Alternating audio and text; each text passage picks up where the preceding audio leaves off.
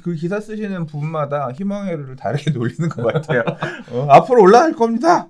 금매 끝났어요. 이제 네. 호가 올라간 것도 받아주면서 강남에 신고가 나오고 있어요. 이제 이런 희망회로가 한쪽으로 돌아가고 한쪽에서는 무슨 소리예요. 아직 이제 그것까지는 받아줬지만 앞으로는 계단식으로 내려갈 것 같아요. 다시 지금 금매가 다시 끝난 줄 알았는데 바퀴벌레들 나오듯 또 금매가 또 나오고 있어요. 이제 이런 꼭지의 기사도 있어요.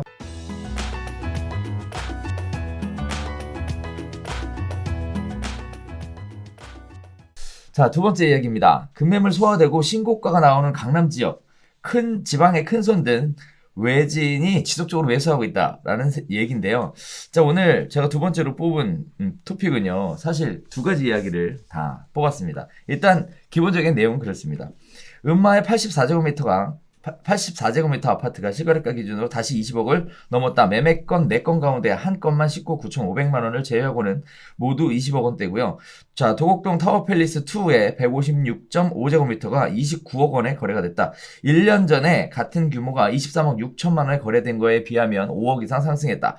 도곡렉스 아파트의 176.9제곱미터가 39억으로 지난 연말 34억에 비하면 1년도 안 돼서 5억이 상승했다. 또 반포동 레미안 펄스티지 59제곱미터가 21억 5천만 원에 거래가 됐다. 그래서 19억 1천에서 거래가 회복되었다. 라는 내용들이 나오면서 동시에 이런 얘기들이 나오고 있습니다. 4월 서울 아파트 매입한 건수는 전월 대비 60.9% 줄어들었다. 그래서 아파트 매입 건수가 1000건에 못 미친 거는 지난해 6월 이후에 9개월 만에 처음 발생하는 건이다. 코로나19 사태나 4.15 총선 등을 앞두고 관망 심리가 우세하게 되면서 이런 증상이 발생했다. 자, 이러한 거래가 별로 없음에도 불구하고 강남구에서는 외진 거래 비중이 전달 31.3%보다 36.2%로 4.9%포인트 올라갔다. 자, 이유에 대해서는 여러 가지 얘기들이 나오는데 보유세 과세 기준일과 10년 이상 보유주택에 대한 다주택 양도세 중과 배제 종료가 내달로 다가오면서 강남권에 고점보다 수억 원 내린 급매물이 쏟아지고 있으니까 이런 부분들에 대해서 지금이라도 강남 가자. 이때가 아니면 강남 진입이 어렵다라고 해서 꼭 사야겠다는 사람들의 거래들이 있었다라고 밝혀지고 있는 내용들이에요. 이렇게 조사되고 있다라고 얘기합니다. 한편 이런 얘기들이 또 나오고 있어요. 자, 보유세 과세를 앞두고 초급매물이 대부분 소진 이후에 거래가 뚝 끊겼다. 급매물 소진 뒤에 매수자들 모두 관망세로 눈치 싸움에 치열하고 거래는 없다는 얘기죠. 정부 부동산 규제 기조 탄력으로 강남 지역 집값 등은 또 어렵다. 라는 얘기가 나오면서 여러 가지 얘기들을 하고 있습니다. 이 중에 두 가지 얘기를 놓고 보면 똑같은 사례를 가지고 어디는 가격이 굉장히 올라가는 상황을 보여주고 있다. 또 어디에서는 이제 끝이다. 더 이상 올라가기는 어렵다. 이렇게 양쪽의 얘기들이 왔다 갔다 하고 있는 상황인데 지금 요새 보면 양측면의 기사들이 이렇게 동시에 발표되는 경우들이 많습니다.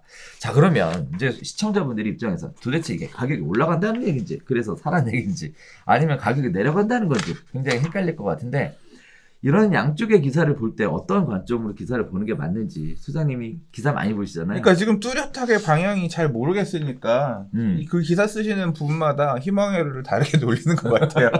앞으로 올라갈 겁니다. 금매 끝났어요. 이제 호가 올라간 것도 받아주면서 강남에 신고가 나오고 있어요.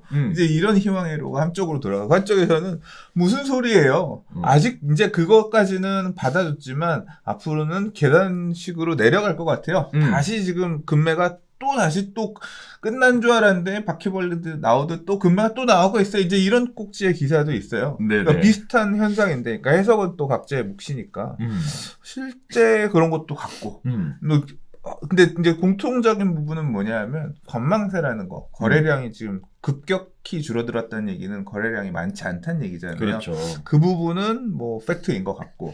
아무래도 15억 초과면 대출이 안 되니까 매수할 수 있는 그렇죠. 이제 말 그대로 검증된 자금을 들고 이제 자금 소명해가면서 들어올 수 있는 대출 없이 들어올 수 있는 수요자는 제한적일 거란 얘기인 거잖아요.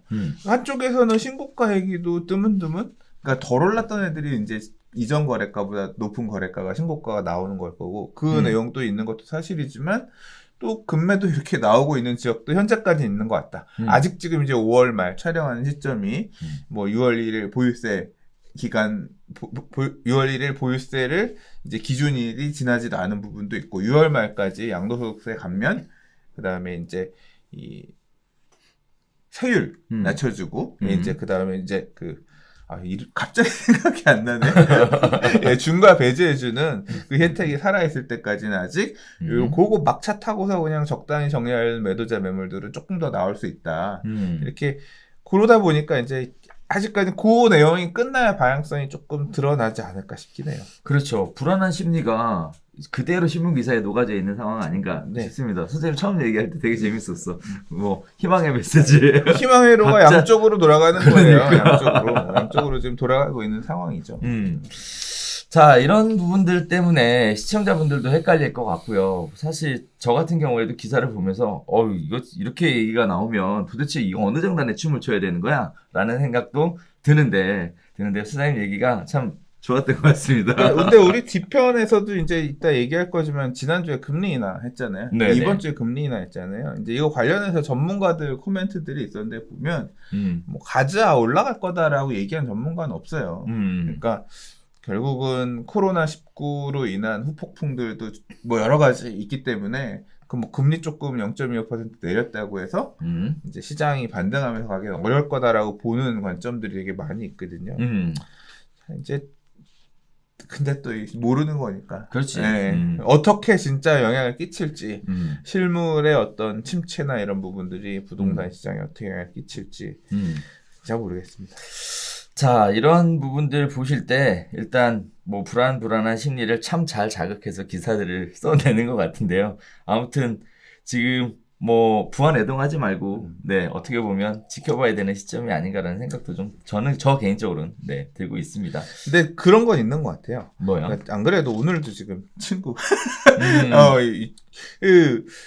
지금 살려는 사람들이 있어요. 제가 지난주에 보면 주변 지인들 중에서 고등학교 동창이나 선배나 아니면 오래 알고 지냈던 사회에서 알고 지냈던 분들 중에서 무주택자 분들이 있거든요.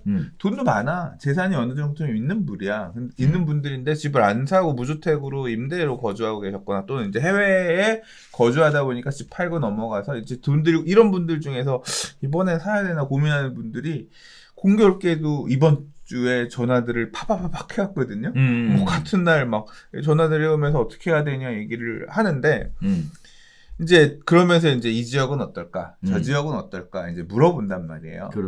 친구니까 물어볼 수 있잖아요. 그렇죠. 그러면 이제 얘기를 하면 이게 어느 정도 지금 이런 강남 신고가 나온 이런 지역에 대한 관심인 거죠. 재산이 어느 정도 자산이 있는 분들이고 증빙 가능한 어떤 자산이 있는 분들이니까 보면 좋은 지역들을 접근할 때 보는 관점이 재건축 투자를 할 거냐. 그러니까 조금 기다리더라도 몇 년 뒤에 아파트가 될 수 있을 재건축을 볼 거냐. 아니면 지금 지어진 새 아파트를 살 거냐. 곧 지을 새 아파트가 될 뭐 재건축이나 재개발을 할 거냐. 이제 이런 거에 대한 고민들을 얘기를 하거든요. 근데 뭐 지금 기조화에선 그렇잖아요. 지금 기조화에서는 재건축을 막 등 떠밀면서 해주시기는 쉽지 않을 것 같잖아요. 그렇죠. 그러니까 초기 단계의 재건축들 같은 경우는 사업이 물꼬가 좀 덜 트이면서 뭐 안전진단이라든가 아니면 재건축 초과이익 관세라든가 이런 이슈들 때문에 조금 사업이 더디게 가면서 몇 년 뒤에 입주할지를 개런티하기 힘든 그런 상황이 되게 많을 것 같고 우리 나이도 있으니까 이제 10년 뒤에 들어가면 우리 50대 중반인데 기왕이면 몇 년 뒤에 들어가서 새 집 좀 들어갈 수 있는 앞으로의 장이 불확실할수록 차라리 그냥 새 집 들어가서 살면 이게 그런 위기가 왔는데 예를 들어서 그러니까 코로나 사태 이후에 위기가 왔는데 그 위기로 인해서 이제 부동산 가격이 안정화가 돼. 빠지기 시작해. 그러면 재건축 이런 추진도 안 되는 상황에서 가격 내가 상급액보다 떨어지고 그러면 좀 멘붕이거든요. 사업도 잘 안 가는데. 근데 이제 새집 이런 것들을 받게 되면 그냥 집값은 좀 빠지지만 그래도 새집 만족하면서 산다. 이제 그때 이제 나오는 논리가 자동차도 새 차 사면 지나면 감가가 있는데 집도 좀 뭐 시기에 따라 빠질 수 있자면서 사용 수익할 수 있잖아요. 그리고 사용 수익하는 과정에서 뭐 집값 안 들어가 산다고 하더라도 매매 가격 꺾이면 또 임대 가격도 또 올라가는 그런 부분도 있고 하거든요. 그래서 이제 차라리 그러면 뭐 형님 같은 상황에서는 또는 네 입장에서는 그냥 지금 곧 새 아파트가 될 공사가 이제 곧 될 이런 막바지까지 온 애를 보는 게 이런 시점에서는 실수요자인 네 입장에서는 많은 선택일 것 같다. 장기를 베팅하고 재건축 들어가기보다는 실제 사용 수익을 하면서 좀 어떤 만족할 수 이런 걸 선택하라고 얘기를 했거든요. 그러니까 뭐 지금 이제 매수를 보시는 분들 입장에서는 좀 제가 조언드릴 수 있는 부분은 그걸 것 같아요. 그러니까 불확실한 상황 속에서는 되게 먼 미래를 보고 투자해야 되는 재건축 아파트가 싸지는 않잖아요. 걔네도 지금 신고가 나오는 지역들이 그렇죠. 있고 하니까. 그래서 상황이 불투명할 때는 내가 실제 사용 수익을 할 수 있냐 없냐 이런 부분들을 좀 고려해서 지역을 선정하는 것도 괜찮을 것 같습니다. 떨어질 수도 있지만 그 상황에서 멘탈이 좀 더 버틸 수 있더라. 지난 하락장에서 보니까. 멘탈 관리 차원에서. 멘탈 관리 네. 차원에서. 예, 그렇습니다.